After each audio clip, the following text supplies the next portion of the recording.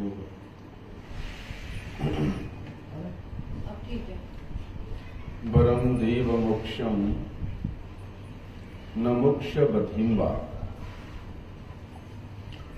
हम लोग श्रवण कर रहे थे वरों की श्रेष्ठता के विषय में।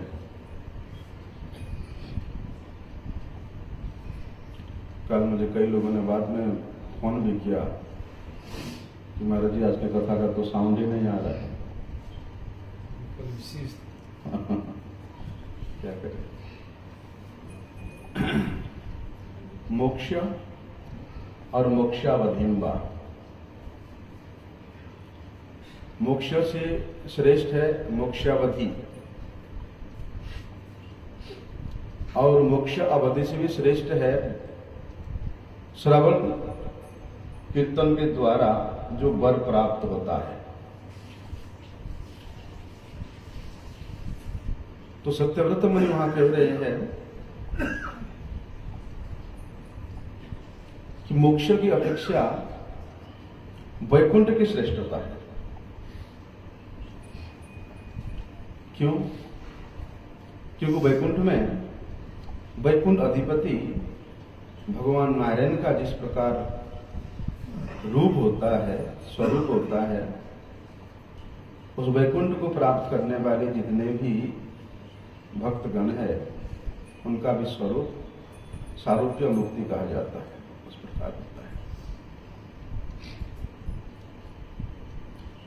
तो सत्यव्रत मुनि कह रहे हैं वरम देव मोक्षम न मोक्ष बधिम्बा, कि हे भगवान आप अपने इच्छा से सब कुछ प्रदान करने में परम समर्थ है। चतुर्थ पुरुषार्थ धर्म अर्थ काम की बात तो छोड़ दो, मोक्ष की बात जहां तक करें और मोक्ष से अवधि, मोक्ष से ऊपर भी कोई वर है तो वो भी आप देने में समर्थ हो। उससे भी ऊपर कोई वर है कि भक्त आपका सेवा करता है, आपके नामों का श्रवण कीर्तन करता है, यदि उसके मन में किसी प्रकार का कोई वर की आशा है तो वो भी आप प्रदान करते हैं। लेकिन भगवान भुक्ति मुक्ति दिया, भक्ति राखो लुकाइया। आप तो ठाकुर बड़े चतुर हो। पहले तो लोगों के मन में भुक्ति और मुक्ति की कामनाएं जागृत करते हो। प्राय 99.9% व्यक्ति भगवान से या तो भुक्ति या मुक्ति का आशा लेकर के भगवान का भजन करता है, भगवान का आराधना करता है। 99% 9। क्यों? आप तो प्रभु अपने भक्तों के लिए, अपने आराधक के लिए हमेशा अपने प्राप्ति की मार्ग बताते हो, फिर भी उनके मन में इस प्रकार भक्ति और मुक्ति का आशाएं आप भी तो जागृत कर रहे हो। क्यों? इसलिए भगवान आप बड़े चतुर शिरोमणि हो। भले ही आप अपने भक्तों को ही क्यों ना भक्ति मुक्ति प्रदान करते हो, अपने भक्ति को छुपा के रखते हो, लेकिन किस प्रकार के भक्त के लिए? जो निष्किंचन नहीं है, जो अकिंचन नहीं है, जिसके मन में कुछ ना कुछ स्पृहा है, लालसा है, ऐसे की। और आपके जो सर्वश्रेष्ठ निधि स्वरूप भक्ति है उसको आप छुपा करके रखते हो। इसलिए उस भक्ति को प्राप्त करने के लिए योग्यतावान जो साधक है उसके हृदय में वो अकिंचना भक्ति, वो उत्तमा भक्ति आप जागृत करते हो। क्योंकि भगवान आपके इच्छा के बगैर यहां कुछ भी संभव नहीं है। तो हम ऐसे भी नहीं बोल सकते कि हम अपने इच्छा से इस प्रकार की कामना कर रहे हैं, क्योंकि हमारे मन के संचालक कौन है? भगवान है। हमारे इंद्रियों संचालक कौन है? भगवान है। ऐसे कि अनंत विश्व ब्रह्मांड में जितना भी जीव जगत है, सबका संचालन भगवान के इच्छा से हो रहा है। लेकिन भगवान की इच्छा को किनारा करके वही स्वाधीनता का जब हम लोग दुरुपयोग करने लगते हैं, तब भगवान बोलते ठीक है भैया जा, मुक्ति चाहिए, भोग चाहिए ले ले, मुक्ति चाहिए ले ले। लेकिन सालोक्य साष्टि सामीप्य सारूपेकत्व अत्युत दीयमानम न गृहंती बिना मत सेवनम जना। लेकिन मेरे सेवा में नियोजित जो साधक भक्त जन है, मेरे सेवा का क्या सुख है, क्या आनंद है, क्या रस है, उसके प्रति यदि कोई लालायित हुआ है, आसक्त हुआ है, ऐसे भक्त को यदि मैं याचना भी करूं कि ले लो, जो मुक्ति चाहे वो मुक्ति ले लो, जैसे मैं चतुर चिरो शिरोमणि हूं, इसी प्रकार मेरे भक्त भी महान चतुर है, नहीं लेता है। इसलिए सत्यव्रत मुनि कहते कि हे भगवान, आप सब कुछ देने में समर्थ हो। मोक्ष से अवधि अर्थात जितना भी मुक्ति है, यहां श्रवण कीर्तन करने के द्वारा यदि प्रसन्न होकर के यदि आप कोई वर देने को चाहो तो वो वर भी उससे भी श्रेष्ठ है। पृथ्वी महाराज के आराधना से, यज्ञ रूप आराधना से यज्ञपति भगवान प्रसन्न होकर के उनके सम्मुख साक्षात प्रकट होते हैं और पृथ्वी महाराज से याचना करते हैं कि पृथ्वी महाराज, आपके मन में जो भी इच्छा है वर, वो आप मांगो, क्योंकि मेरा नाम वरद है। मैं प्रकट होना, किसी को दर्शन देना और उसके साधना का परिपूर्ण सिद्धि प्राप्त करना, मतलब मुझे कुछ ना कुछ मांगना पड़ेगा, मांगो। पृथ्वी महाराज कहते भगवान, यदि आप प्रसन्न हो तो आप मुझे हजारों आयुतों श्रवणेंद्रिय प्रदान कर दीजिए, कान, क्योंकि मेरे पास अभी 2 कान है। इन दोनों कानों से आपके कथामृत का पान करते मुझे संतुष्टि नहीं मिल रहा है, और आपके कथारूप अमृत में इतना रस है कि वो ऐसे इच्छा कि मैं अयुतों कानों से उसका पान करता रहूं, और मेरे अयुत जीवा प्रदान कर दीजिए। आपके नाम अमृत का पान करते करते मेरे एक जीवा संतुष्ट नहीं होता, इसलिए अयुत हजारों लाखों जीवा प्रदान कर दीजिए, ताकि उन अयुतों लाखों जीवा से मैं आपके नाम का, आपके गुण का, आपकी महिमा का कीर्तन कर सकूं।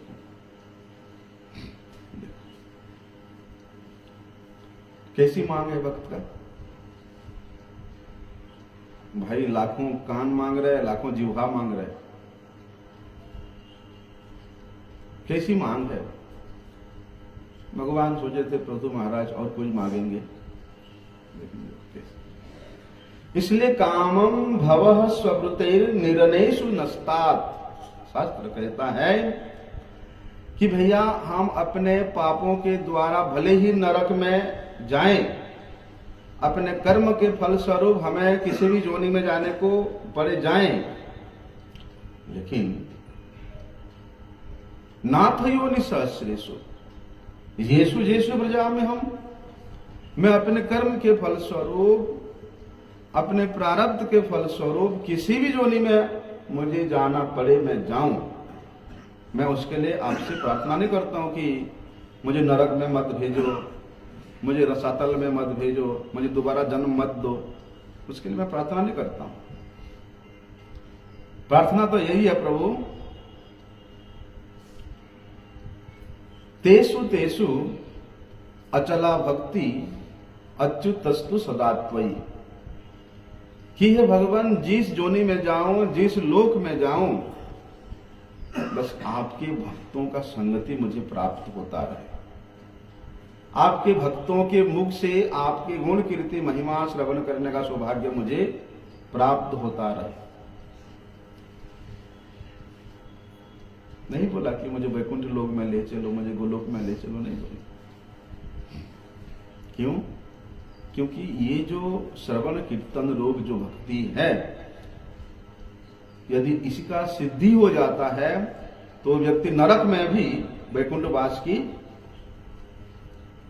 आनंद का अनुभव करता है। ऐसी अवस्था में फिर सर्वत्र देखे तार मूर्ति, उसको सर्वत्र श्री कृष्ण की स्फूर्ति होता है, अपने प्राणनाथ की अनुभूति होता है। और भक्त के लिए जहां अपने प्राणनाथ का अनुभूति है, वहीं पर उसके लिए गोलोक वृंदावन है।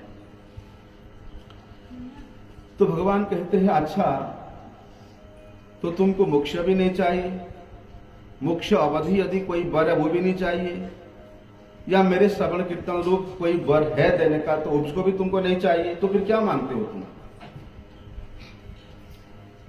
वरम देव मोक्षम न मोक्षवधिम वा न चान्यम वृणयहम वरसादपि इदम ते वपुरनाथ गोपाल वालम, कि हे भगवान अभी अभी मैं आपके जो बाल गोपाल स्वरूप का वर्णन किया या अनुभव किया, जिस बाल गोपाल स्वरूप में स्वयं नंदन नंदन रूप से, यशोदा नंदन रूप से, ब्रजेंद्र नंदन रूप से आप इस ब्रज में जैसे मधुराति मधुर लीला करते हुए अपने बपू को प्रकाशित किए हो, आपको वही रूप मेरे हृदय कमल में, हृदय मंदिर में हमेशा के लिए प्रकट हो जाए। ठीक है, आप अंतर्जामी के रूप में मेरे हृदय में हमेशा लीला कर रहे, विराजमान है, लेकिन प्रभु आपका ये जो सर्वांग सौंदर्य स्वरूप आपका जो रूप है, उसके प्रति मेरा मन विषय मचलता है। तो साक्षात रूप से मैं उस रूप को अपने हृदय आभ्यंतर में नित्य निरंतर दर्शन करना चाहता हूं। वहां पर क्यों नहीं बोले सत्यव्रत मुनि कि भगवान आपका जो मथुराधीश या द्वारिकाधीश रूप है वो प्रकाशित हो जाए, क्योंकि भगवान आप द्वारिकाधीश के रूप में इतना महान महान कार्य किए हैं, इतना विशेष विशेष ऐश्वर्य का प्रकाशित किए हैं, तो मेरे मन में तो वही बसा रहता है। ऐसे पर क्यों नहीं मांगे? क्योंकि कल हम लोगों ने इस बात को विशेष रूप से श्रवण किया था। क्या कहते हैं वहां पर गोस्वामी जी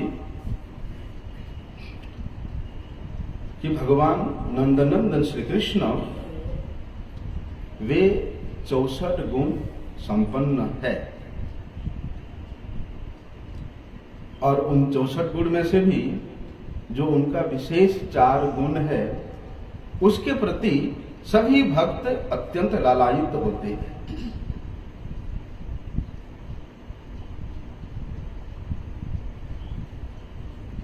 आपके जो वे मुरलीधर स्वरूप है, वे बंशीभदन रूप है, उसको देख करके प्रभु और किसी रूप के प्रति हमारा चित्तवृत्ति आकर्षित होता ही नहीं है। भले ही वसुदेव नंदन भगवान वासुदेव क्या धारण करते हैं? शंख चक्र गदा पद्म, वे चक्रपाणी है।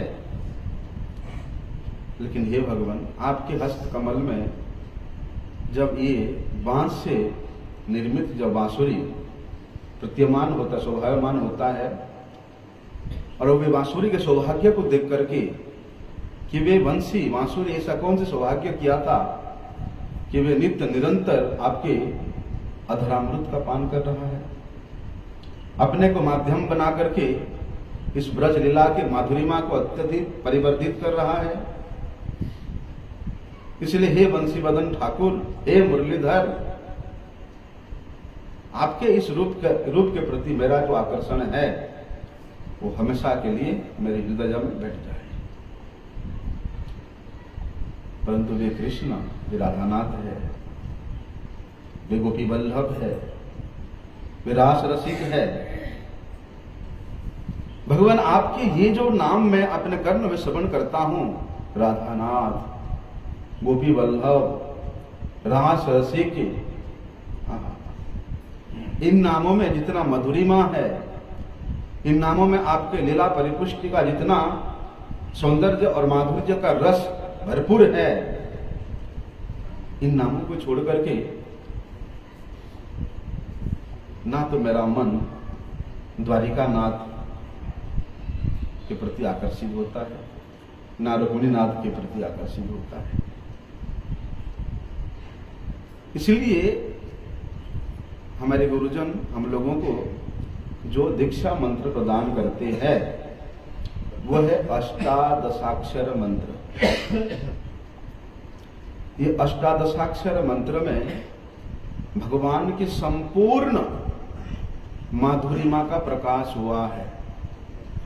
जो साधक अपने गुरुपाद पदों में जितने परिमाण में शरणापन्न होकर के ये अष्टादशाक्षर मंत्र का आराधना करता है, भगवान के रूप का सौंदर्य, गुण का माधुर्य और लीला का वैशिष्ट्य उतनी ही अधिक परिमाण में प्रकाशित होता है। जिसका आराधना जितना अधिक प्रबलता से युक्त होता है, इस मंत्र के द्वारा उस व्यक्ति का संसार के प्रति आसक्ति उतना ही न्यून परिमाण में होता है, अर्थात संसार के प्रति उसका विरक्ति उतना ही अधिक सशक्त रूप में होता है। क्योंकि ये मंत्र में भगवान के जो माधुरी का वर्णन है, जो माधुर्य का अनुभव है, उसके सामने संसार का किसी भी प्रकार की कोई भी वस्तु का तुलना नहीं कर सकते हैं। अति क्षीण है, अति तुच्छ है।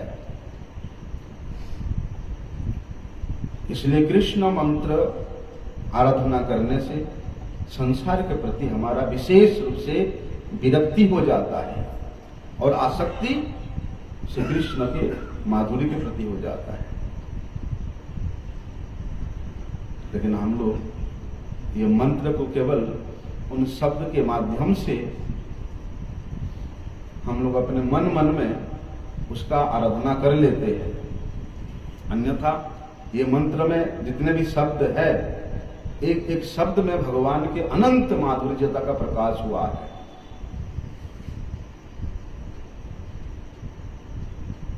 और बात करें भगवान वासुदेव की, तो उनकी आराधना का मंत्र क्या है? ओम नमो भगवते वासुदेवाय। भले ही ध्रुव जी ने इस मंत्र के जप को सिद्ध किया था और उसी सिद्धि से स्वयं भगवान चतुर्भुजधारी वासुदेव से नारायण उनके सम्मुख प्रकट हुए थे, लेकिन वे भगवान नारायण ध्रुव जी के प्रति प्रसन्न होकर के अंतिम में उनको जो वस्तु प्रदान किया, उसके बाद ध्रुव जी बोलते मैं तो ठगा गया। साक्षात हीरे का खंड मेरे सम्मुख विराजमान होकर के मेरा दृष्टि वो टूटे हुए कांच के टुकड़े के ऊपर गया। तो इसी प्रकार ये जो अष्टादशाक्षर मंत्र है, ये मंत्र सिद्ध होने के बाद कौन प्रकट होगा? वे राधाकांत प्रकट होते हैं, वे गोपी वल्लभ प्रकट होते हैं। और उनके पास प्रकट होने के यदि आप मांगते हो कि भगवान मुझे मोक्ष प्रदान कर दो, मुझे भुक्ति प्रदान कर दो, तो हमसे बड़ा मूर्ख कोई नहीं हो सकता है। इसलिए श्रीमन महाप्रभु जिस बात को बताते हैं कि नंदन नंदन कृष्ण मोर प्राणनाथ। उन्होंने नहीं बोला कि वसुदेव नंदन कृष्ण मोर प्राणनाथ, रुक्मिणी नाथ कृष्ण मोर प्राणनाथ नहीं बोला, नंदन नंदन कृष्ण मोर प्राणनाथ। तो वे नंदन नंदन श्री कृष्ण के प्रति हमारा अर्थात गौड़ीय जनों के चित्त वृत्ति को लगाने के लिए ही श्रीमन महाप्रभु जी का विशेष निर्देश है।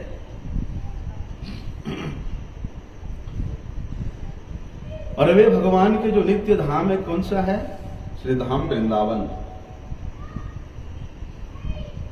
और भगवान वासुदेव जी के नित्य धाम मथुरा या द्वारिका है। इसलिए नंदन नंदन श्री कृष्ण वे गोलोक वृंदावन विहारी है। आप शब्द सुनो, गोलोक वृंदावन विहारी, और सुनो नाम सुनो, मथुरा नाथ, द्वारिका नाथ।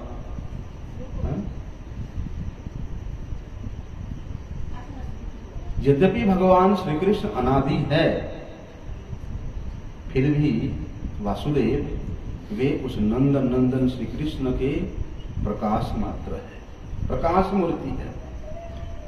जहां पर हम लोग भगवान नंदन नंदन श्री कृष्ण के नामों का जप करते हैं, गोविंद, गोपीनाथ, मदन मोहन,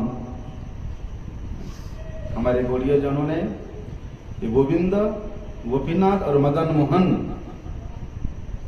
बोलते ये तीन ठाकुर ही हमारे गौड़ीय जनों के अभिष्ट देव है। इसलिए वसुदेव नंदन वासुदेव वे हमारे गौड़ीय जनों के उपास्य तत्व नहीं है, उपास्य स्वरूप नहीं है। ये तो केवल उन द्वारिकावासी या नारद जी, उद्धव जी, यादवगण या पांडव गणों की उपास्य है, हमारा नहीं। अरे यादवों का जो उपास्य है, नारद जी का जो उपास्य है, पांडवों का जो उपास्य है, द्वारिकावासी का जो उपास्य है, क्या हम उनके उपासी नहीं है? हम उनके आराधक नहीं है? बोलते नहीं। श्री राधा सह श्री मदन मोहन, श्री राधा सह श्री गोविंद चरण, श्री राधा सह श्रील श्री गोपीनाथ, यही तीन ठाकुर है गौड़ियार नाथ। केवल मदन मोहन नहीं, बल्कि राधा जी के सहित जो मदन मोहन है, केवल गोविंद नहीं, राधा जी के सहित जो गोविंद है, केवल गोपीनाथ नहीं, राधा जी के साथ जो गोपीनाथ है, वे गौड़ीय जनों का नाथ है,